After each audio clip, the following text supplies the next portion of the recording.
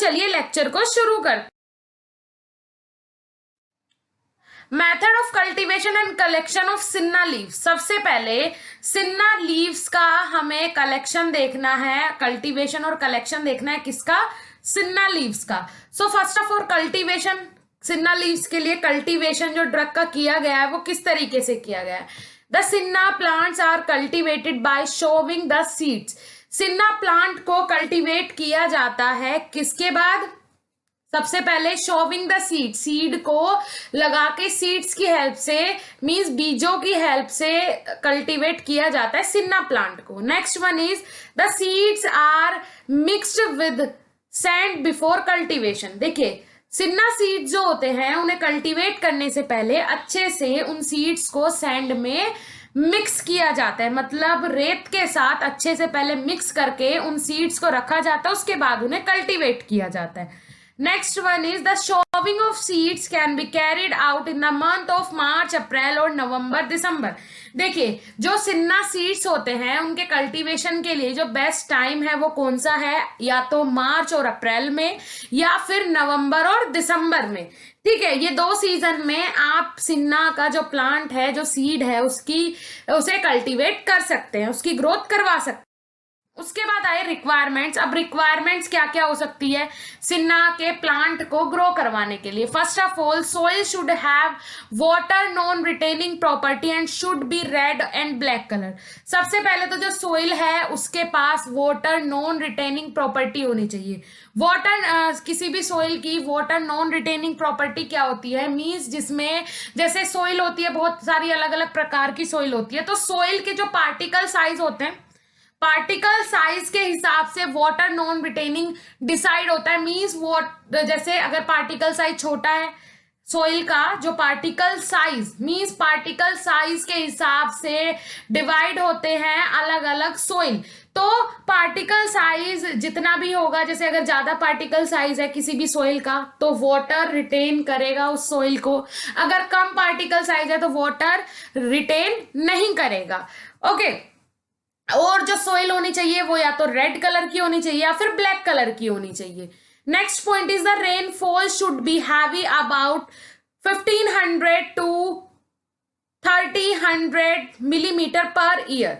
देखिए जो रेनफॉल का जो स्पीड होनी चाहिए वो कितनी होनी चाहिए, 1500 से 3000 मिलीमीटर पर ईयर। उसके बाद नेक्स्ट पॉइंट है temperature should be warm about 25 degree Celsius average temperature. और जो टेम्परेचर है वो 25 डिग्री सेल्सियस चाहिए, मतलब एक नॉर्मल टेम्परेचर, एक बोल सकते हैं एटमॉस्फेरिक टेम्परेचर जो हो वो 25 डिग्री सेंटीग्रेड होना चाहिए। Next point is process. Process क्या होती है, पूरी आपकी सिन्ना जो प्लांट है उसे ग्रो करवाने के लिए क्या प्रोसेस होती है। The seed are sown in nursery bed. सबसे पहले जो सीड्स होते हैं वो नर्सरी बेड्स पे तैयार होते हैं। सीड्स जो हैं वो लगाए जाते हैं कहाँ, नर्सरी बेड्स पे, क्योंकि जो नर्सरी आपने देखी होगी अगर जहाँ पे प्लांट्स वगैरह होते हैं वहां पे आपने देखा होगा ऊपर से कवर होता है। ठीक है, उसमें बहुत सारे क्लाइमेटिक कंडीशन देख के ऊपर से एटमॉस्फेयर का पूरा डायरेक्ट वहां पे आपकी सनलाइट ना आए या फिर डायरेक्ट रेनफॉल ना आए, ये सारी चीजें देख के कवर किया जाता है। और नीचे भी जो सोइल यूज होती है वो भी किसके हिसाब से, हर एक अलग अलग प्लांट के हिसाब से अलग अलग जो सोइल है वो यूज होती है।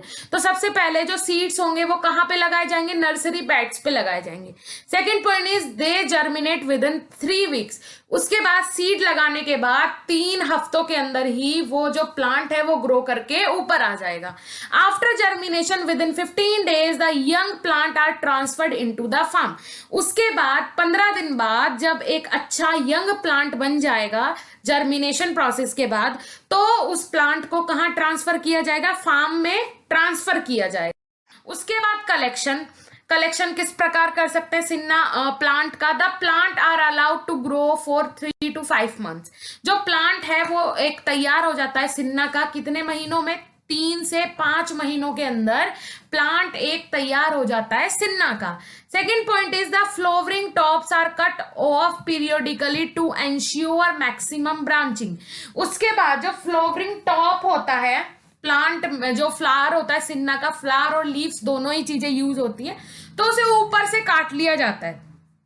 ठीक है, मैक्सिमम ब्रांचिंग के लिए ऊपर से ही, टॉप से ही फ्लावरिंग को काट लिया जाता है। उसके बाद when the leaflets have measurable thickness in the month of September और February, the leaves are manually collected। देखिए यहाँ पे फ्लोवर हमने क्या, फ्लोवरिंग टॉप हमने क्या कट कर लिया, ठीक है, उसे हमने ले लिया, हार्वेस्टिंग हो गई किसकी, फ्लावर्स की। अब जब हम जो लीव्स हैं कब उनका जो कलेक्शन करेंगे, कब करेंगे, जब वो अच्छे से उनकी थिकनेस क्या हो जाएगी, मेजरेबल हो जाएगी। और वो कौन से मंथ में होता है, सितंबर और फरवरी के मंथ में होता है, तो तब उन्हें कलेक्ट किया जा सकता है सिन्ना लीव्स को। उसके बाद अदर प्रोसेसेस आ जाती है। The leaflets are subjected to harvesting. जो लीफलेट्स है वो हार्वेस्टिंग प्रोसेस के थ्रू अलग किया जाता है। In the process large pieces of stem, flower, seed are rejected. और इस प्रोसेस में, हार्वेस्टिंग की जो प्रोसेस होती है, इसमें जो लार्ज स्टेम के पीसेस होते हैं, मतलब जो शाखाएं होती हैं, वो अलग कर दी जाती हैं। फ्लावर्स अगर हैं, जब लीफलेट्स को हार्वेस्ट कर रहे हैं उस टाइम अगर फ्लावर्स भी आ रहे हैं तो उन्हें भी अलग कर दिया जाता है। सीड्स को भी अलग कर दिया जाता है। Next point is the leaflets are spread on floor and dried in sleeves. उसके बाद जो लीफलेट्स है, मतलब जो लीव्स हमने कलेक्ट की है, सिन्ना लीव्स, जो कि थेरापेटिक एक्टिव कॉन्स्टिट्यूएंट है, अगर उसे जब कलेक्ट कर लिया उसके बाद वो कहाँ पे, फ्लोर पे स्प्रेड हो गई, मतलब फ्लोर पे उसे फैला देते हैं, बिछा देते हैं, और उसके बाद उसे कहाँ पे ड्राई करते हैं, स्लीव्स। स्लीव्स का मतलब होता है अलग अलग अलमारियां बोल सकते हैं, या फिर अलग अलग खंड बोल सकते हैं।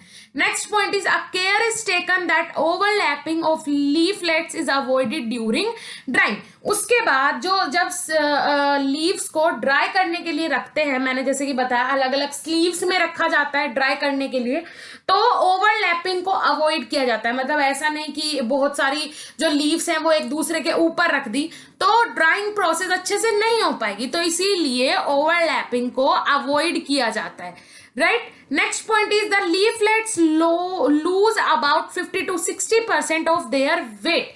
उसके बाद जब ड्राइंग प्रोसेस कंप्लीट हो जाती है तो जो लीव का जो वेट होता है वो कम से कम 50 से 60% कम हो जाता है। Then yellowish green colour leaves are selected. और जो येलो और ग्रीन कलर की जो लीव्स होती हैं वो ही सेलेक्ट की जाती हैं, किसके लिए, कलेक्शन के लिए। Next point is they are packed in gunny bags under pressure and marketed.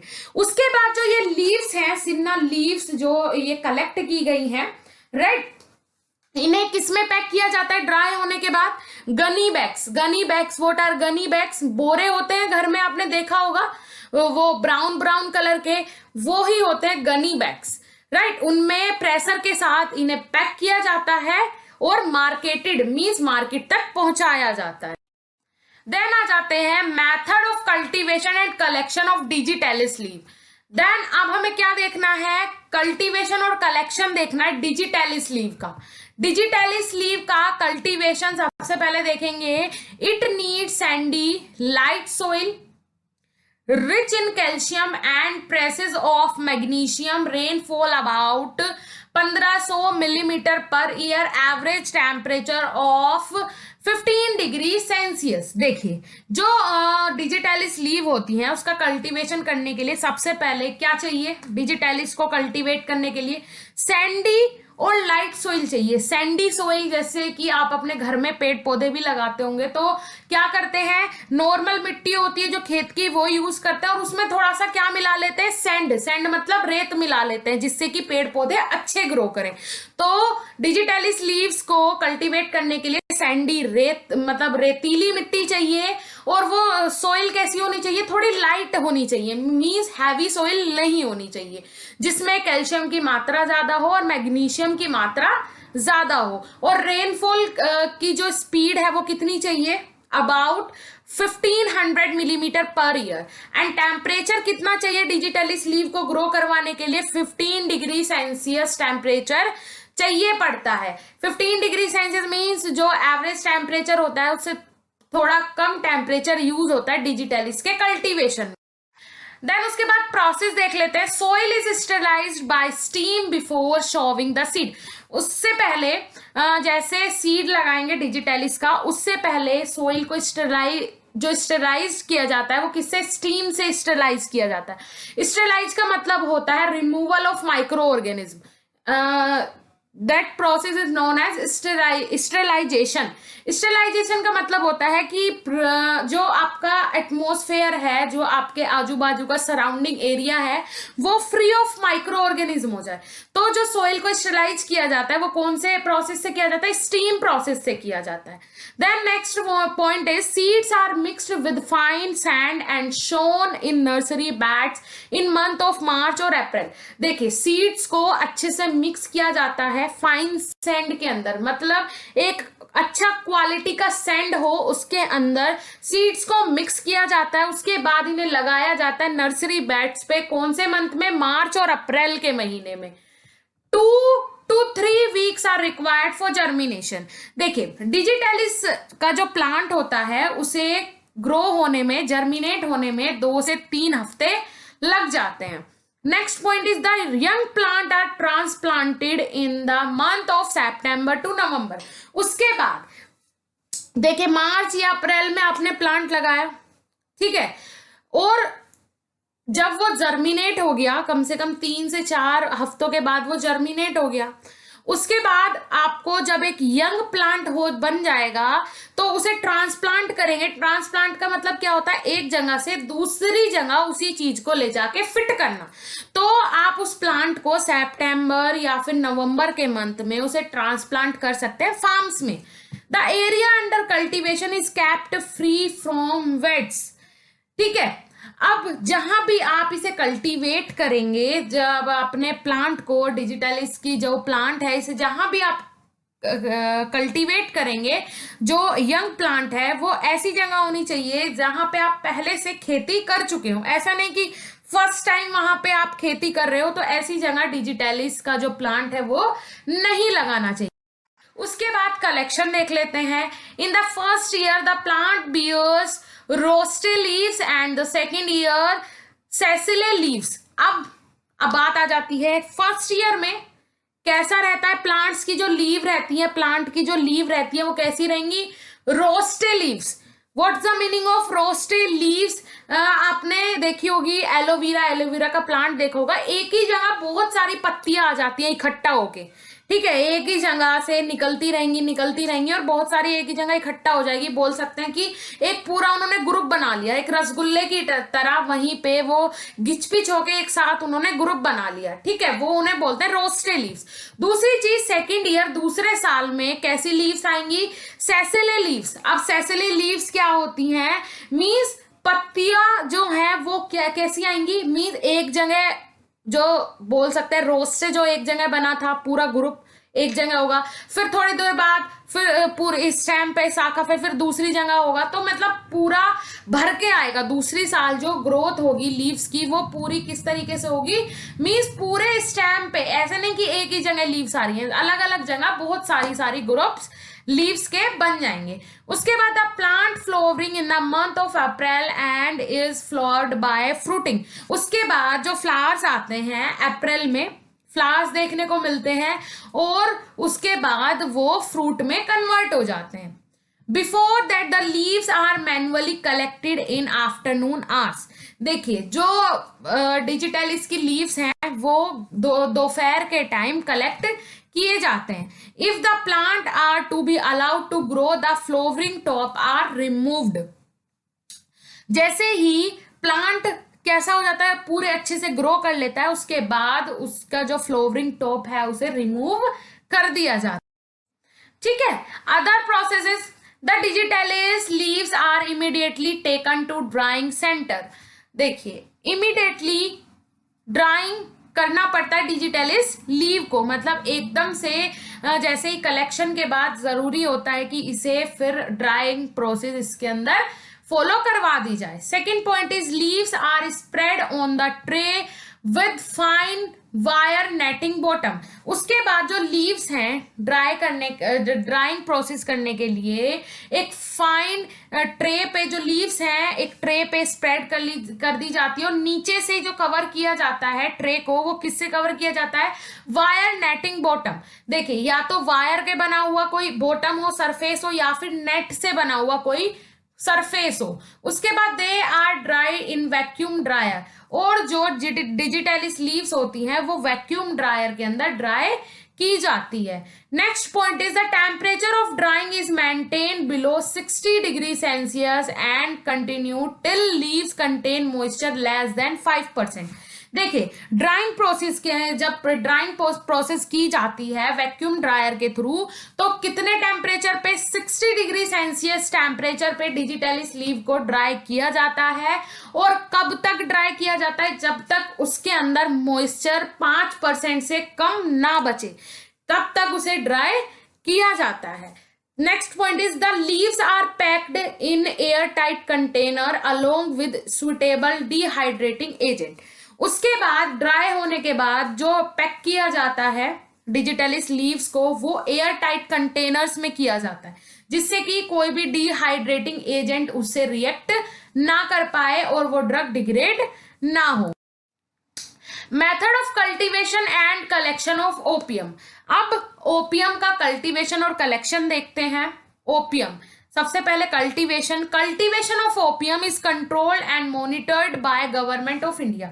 देखिए, ओपियम का जो कल्टीवेशन या फिर कलेक्शन होता है वो किसके अंडर होता है? इंडियन गवर्नमेंट के अंडर कल्टीवेट किया जाता है ओपियम को, राइट। रिक्वायरमेंट्स क्या क्या हो सकती हैं? जैसे कि सोइल किस तरीके की? Water non retaining grey and whitish colour. Water non retaining मैंने आपको बताया कि जिस हिसाब से भी सोइल के पार्टिकल साइज होंगे उस हिसाब से वाटर रिटेन करेगा, और अगर पार्टिकल साइज जो है वो छोटा है तो वाटर नॉन रिटेनिंग होगा। रिक्वायरमेंट में ओपियम के किस प्रकार की सोइल चाहिए? Non retaining. और कौन सा कलर होना चाहिए? ग्रे और व्हाइट कलर होना चाहिए सोइल का। उसके बाद temperature, average temperature is 35 degree Celsius. Average temperature कितना होना चाहिए? जो एटमॉस्फेयर का टेम्परेचर है वो होना चाहिए 35 डिग्री सेल्सियस। उसके बाद rainfall about 100 millimetre per year. जो रेनफॉल का जो स्पीड होनी चाहिए वो कम से कम 100 मिलीमीटर पर ईयर होनी चाहिए। उसके बाद प्रोसेस ऑफ कल्टीवेशन। अब कल्टीवेशन के प्रोसेस क्या हो सकती है? Cultivation is carried out by sowing the seed. जो कल्टीवेशन प्रोसेस है किसकी? ओपियम की, वो सीड्स के थ्रू कैरी की जाती है। Second point is the seeds are mixed with sand and scattered on the land. उसके बाद ये कंफर्म हो गया फर्स्ट पॉइंट में कि सीड्स के थ्रू कल्टीवेट किया जाता है ओपियम को। दूसरी चीज, सबसे पहले सीड्स को मिक्स किया जाता है सैंड में, रेत में, और उसके बाद उसे लैंड पे स्प्रेड किया जाता है, ठीक है, धरती पे अच्छे से फैलाया जाता है। Distance between two plant to be maintained is about 25 centimetre. दो प्लांट के बीच का डिस्टेंस कितना होना चाहिए? दो प्लांट के बीच का डिस्टेंस जो मेंटेन करना है वो कितना होना चाहिए? कम से कम 25 सेंटीमीटर के लगभग होना चाहिए। Fourth point is the seed are germinated within 2 weeks. जो सीड्स हैं जो आपने लगाया था, मीन्स क्या, सीड्स को लगाया था, बोया था, वो जर्मिनेट मीन्स उगने लगेंगे कम से कम 2 हफ्तों के अंदर। कलेक्शन, अब किस प्रकार आप कलेक्शन कर सकते हैं ओपियम का?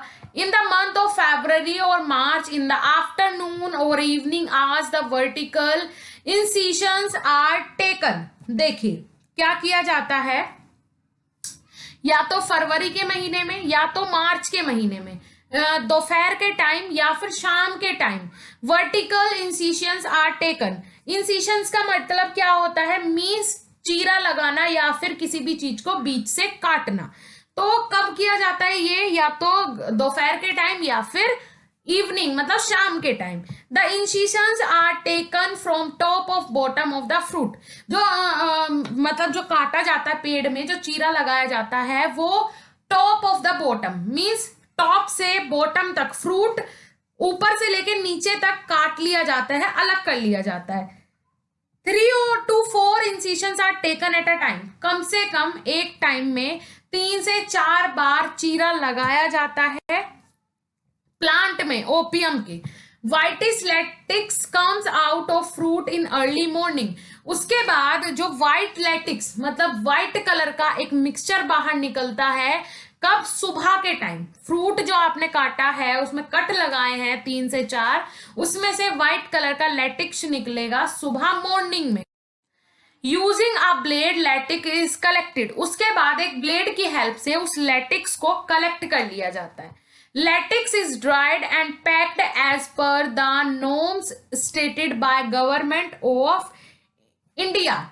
ठीक है, उसके बाद जो लेटिक्स था जो ड्राई कर लिया आपने ब्लेड के हेल्प से जो निकाला था, उसे ड्राई करने के बाद उसे पैक कर लिया जाता है ना, एंड उसकी as per the norms stated by government of India. Norms का मतलब होता है आदेश, मीन्स जो इंडियन गवर्नमेंट के जो आदेश है उनके अकॉर्डिंग फिर पैक करने के बाद जो ओपियम है उसे जहां भी ट्रांसफर करने के लिए इंडियन गवर्नमेंट बोलेगी वहां पे ट्रांसफर कर दिया जाता है। For transportation and marketing along with possession of the drug appropriate licence are required. देखिए, ओपियम के ट्रांसपोर्टेशन के लिए या फिर मार्केटिंग के लिए एक लीगल लाइसेंस होना जरूरी है, राइट? एक लीगल लाइसेंस होना जरूरी है। कोई भी कॉमन पर्सन ओपियम की खेती नहीं कर सकता बिकॉज ये सारी चीजें गवर्नमेंट के अंडर आती हैं। उसके बाद method of cultivation and collection और राव वोल्फिया। अब किसका मेथड ऑफ कल्टीवेशन देखना है हमें? राव वोल्फिया का। राव वोल्फिया का कल्टीवेशन देखते हैं। The plant grows in wide range of atmospheric condition. देखिए, जो ये प्लांट है राव वोल्फिया, ये एटमॉस्फेरिक कंडीशन में ही ग्रो कर जाता है। Soil should be rich in clay and water non retaining. देखिए, जो सोइल है वो कैसी होनी चाहिए? क्ले मतलब क्या होता है? दुरदुरी मिट्टी होनी चाहिए और वाटर नॉन रिटेनिंग टाइप की होनी चाहिए। The pH of soil should be 4, और जो पीएच होना चाहिए मिट्टी का वो 4 होना चाहिए कम से कम। Temperature of about 10 to 38 degree Celsius, और जो टेम्परेचर चाहिए राव वोल्फिया को ग्रो कराने के लिए वो 10 to 38 डिग्री सेल्सियस तक चाहिए। रेनफॉल कितना? 250 to 500 मिलीमीटर पर ईयर की रेंज होनी चाहिए रेनफॉल। उसके बाद प्रोसेस ऑफ कल्टीवेशन। अब क्या प्रोसेस फॉलो होती है राव वोल्फिया के कल्टीवेशन में? Plants are propagated using sexual method as well as vegetative method. देखिए, प्लांट्स के प्रोपोगेटा के लिए, प्लांट्स को ग्रो करवाने के लिए कौन सा मेथड यूज किया जाता है as rauwolfia? Sexual method, या फिर उसे वेजिटेटिव मेथड भी बोल सकते हैं। Second point is the seeds are sown after selecting healthy seed into nursery beds. उसके बाद जो seeds को grow करवाया जाता है वो healthy seeds select किए जाते हैं।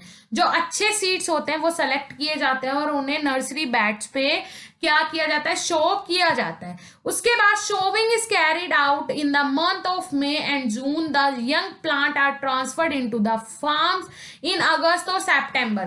देखिए, जो seeds आपने लगाया था नर्सरी बैड्स पे वो कब लगेगा? या तो मई में लगेगा या फिर जून में लगेगा। ओके, उसके बाद जब कुछ टाइम बाद वो यंग प्लांट तैयार हो जाएगा, उसे ट्रांसफर करा जाएगा फार्म्स में अगस्त और सितंबर के मंथ में, राइट? देन उसके बाद distance between 2 plant should be about 30 centimetre. 2 plants के बीच का डिस्टेंस कितना होना चाहिए? कम से कम 30 सेंटीमीटर का डिस्टेंस 2 प्लांट के बीच में होना चाहिए। In vegetative method root cutting are use. As a vegetative method root cutting method use होता है। कलेक्शन किस प्रकार किया जाता है राव वोल्फिया का? When the plants are about 3 to 4 year old they are uprooted. जब प्लांट 3 से 4 साल पुराना हो जाता है तो उसकी जो रूट्स होती हैं वो क्या निकाल ली जाती हैं। The stem bases are separated. उसके बाद स्टेम बेसिस मीन्स जो शाखाओं का बोल सकते हैं बेस मतलब समतल है उन्हें अलग किया जाता है रूट से। The root are washed and dried in air. उसके बाद उन रूट्स को राव वोल्फिया का क्या यूज होता है, रूट्स यूज होती हैं, रूट्स को क्या वॉश किया जाता है और अच्छे से एयर में सुखा दिया जाता है।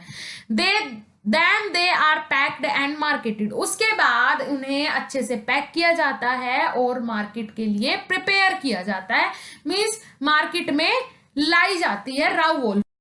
उसके बाद method of cultivation and collection of ergot, right. अब हम देखेंगे किसका मेथड एंड कलेक्शन, एर्गोट का method and collection of ergot. So first of all ergot का cultivation. Ergot is a fungus. सबसे पहले ये क्लियर कर लीजिए कि एर्गोट क्या होता है, फंगस होता है, right. Some parts of the life cycle of the fungus is completed in soil of air and other parts of the life cycle is completed on rye plant. देखिए जो बहुत सारे ऐसे फंगस होते हैं जिनकी जो लाइफ साइकिल है वो मिट्टी के अंदर ही खत्म हो गई, किसी की एयर में ही खत्म हो गई, राइट। बहुत सारे अलग अलग कैटेगरी होती है फंगस की। तो यहाँ पे जो एर्गोट है, ergot is also an fungus. जो एर्गोट की लाइफ साइकिल है वो कहाँ शुरू होती है और कहाँ खत्म होती है, राई प्लांट। आपने देखा है राई प्लांट पे इसकी जो ग्रोथ है वो होना स्टार्ट होता है, इसकी लाइफ स्टार्ट होती है एर्गोट की। और या फिर जैसे बोल सकते हैं जितने भी डेरिवेटिव या फिर जितने भी राई प्लांट के जैसे दिखने वाले प्लांट्स होते हैं उन पे एर्गोट का कल्टीवेशन होता है, right. The fungus growth can be developed artificially. Fungus की जो ग्रोथ होती है वो आर्टिफिशियली करवाई जाती है। Ascospores are developed in a nutrient medium. जो एस्कोस्पोरस है वो न्यूट्रेंट मीडियम में भी इसका डेवलपमेंट किया जा सकता है। आपने लेबोरेटरी स्किल्स पे अगर नहीं किए हैं प्रैक्टिकल्स तो अब आप करेंगे, कल्चर मीडिया बनाएंगे मतलब न्यूट्रेंट मीडियम, तो वहां पे ग्रोथ कर। The colonies are collected and diluted with water. उसके बाद जो कॉलोनीज बनती है फंगस की, कॉलोनीज का मतलब होता है ग्रुप ऑफ फंगस। फंगस के ग्रुप को बोलते हैं कॉलोनीज। कलेक्ट की जाएगी और डाइल्यूट किया जाएगा किससे, उसे वाटर से। The solution is spread over राई प्लांट।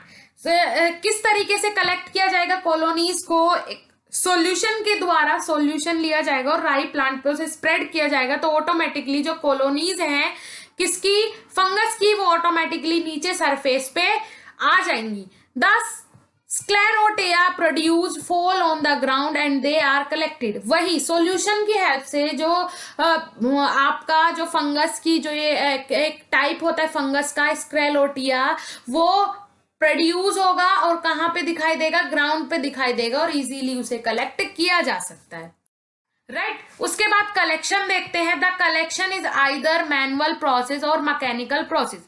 देखिए फंगस के मींस एर्गोट के कलेक्शन के लिए दोनों ही प्रोसेस यूज होती है, मैनुअल प्रोसेस भी यूज हो सकती है और मैकेनिकल प्रोसेस भी यूज हो सकती है।